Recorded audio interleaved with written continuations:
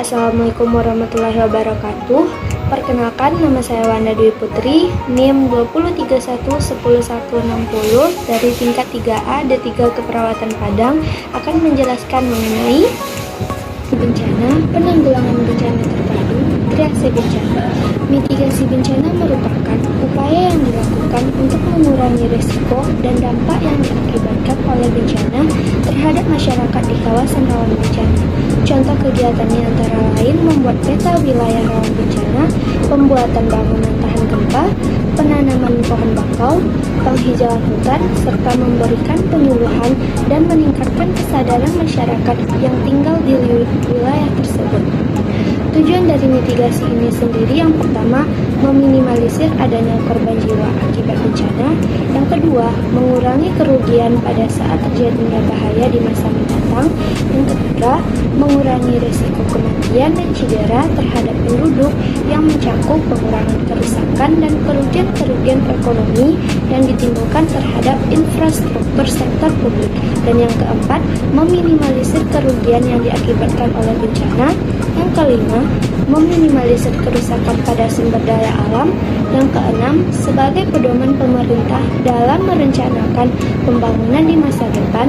Yang ketujuh, meningkatkan kesadaran masyarakat mengenai risiko dan dampak dari adanya bencana.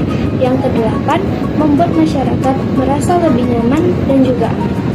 Jenis dari mitigasi itu sendiri yaitu yang pertama, mitigasi struktural, di mana merupakan upaya dalam meminimalkan bencana dengan membangun berbagai prasarana fisik menggunakan teknologi, misalnya dengan membuat waduk untuk mencegah banjir, membuat alat pendeteksi aktivitas gunung berapi, menciptakan early warning system untuk memprediksi gelombang tsunami, hingga membuat bangunan tahan bencana atau bangunan dengan struktur yang dirancang sedemikian rupa sehingga mampu bertahan dan tidak membahayakan para penghuninya jika bencana terjadi sewaktu-waktu.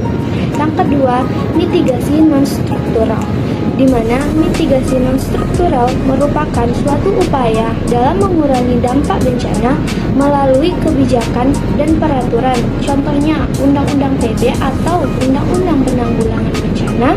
Yang kedua, pembuatan tata ruang kota atau aktivitas lain yang berguna bagi penguatan kapasitas warga. Selanjutnya yaitu penanggulangan bencana terpadu. Di Indonesia sendiri, pemerintah telah membangun sistem nasional penanggulangan bencana yang mencakup 3 aspek, yakni legislasi, kelembagaan, serta pendanaan. Di mana legislasi yaitu pengaturan mengenai kebencanaan sendiri, di mana telah diatur oleh pemerintah melalui Undang-Undang Nomor 24 Tahun 2007 tentang penanggulangan bencana.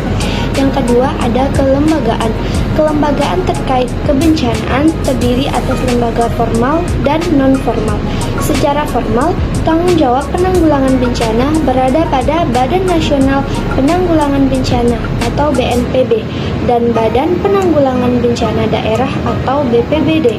Adapun tugas dan kewenangan yang diberikan mencakup tugas-tugas penting yang dilaksanakan pada keseluruhan siklus bencana, yang mencakup masa pra-bencana, saat bencana terjadi, dan pasca bencana.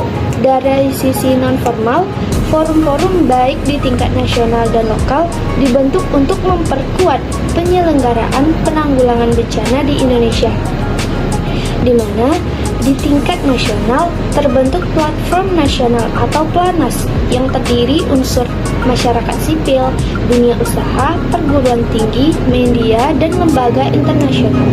Pendanaan kebencanaan bukan hanya menjadi isu lokal atau nasional, namun dapat pula menjadi isu global hingga melibatkan pihak internasional. Komunitas internasional dapat mendukung pemerintah Indonesia dalam membangun manajemen penanggulangan bencana menjadi lebih baik.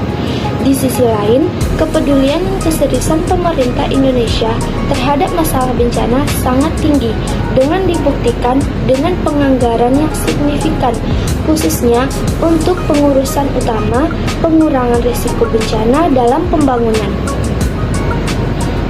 Terdapat beberapa pendanaan terkait dengan penanggulangan bencana di Indonesia, antara lain yaitu dana DIPA atau APBN atau APBD, dana kontingensi, dana wankal, dan dana yang bersumber dari masyarakat, serta dana dukungan komunitas internasional.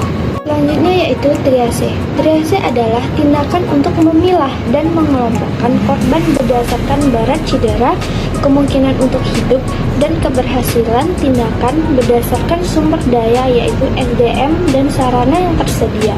Tujuan dari triase ini sendiri yaitu pada musibah massal bahwa dengan sumber daya yang minimal dapat menyelamatkan korban sebanyak mungkin, di mana penderita dibedakan menurut kegawatannya dengan memberi kode warna. Yang pertama yaitu segera atau immediate yang diberi dengan warna merah, di mana pasien mengalami cedera mengancam jiwa yang kemungkinan besar dapat hidup bila ditolong segera. Misalnya tension pneumotoraks, distress pernafasan, dan sebagainya. Yang kedua ada tunda atau delay yang diberi warna kuning, yaitu pasien memerlukan tindakan definitif tetapi tidak ada ancaman jiwa segera. Misalnya pendarahan laserasi terkontrol, fraktur tertutup pada ekstremitas dengan perdarahan terkontrol. Yang ketiga ada minimal atau hijau, yaitu pasien mendapat cedera minimal, dapat berjalan dan menolong diri sendiri atau mencari pertolongan, misalnya pada pasien laserasi minor, memar dan lecet, luka bakar superficial. Dan yang keempat ada ekspektan atau diberi warna hitam, di mana pasien mengalami cedera mematikan dan akan meninggal meski mendapat pertolongan, misalnya luka bakar derajat 3 hampir di seluruh tubuh, kerusakan organ vital, dan sebagainya. Sekian yang dapat saya sampaikan. Apabila ada kata yang salah, mohon dimaafkan. Wassalamualaikum warahmatullahi wabarakatuh.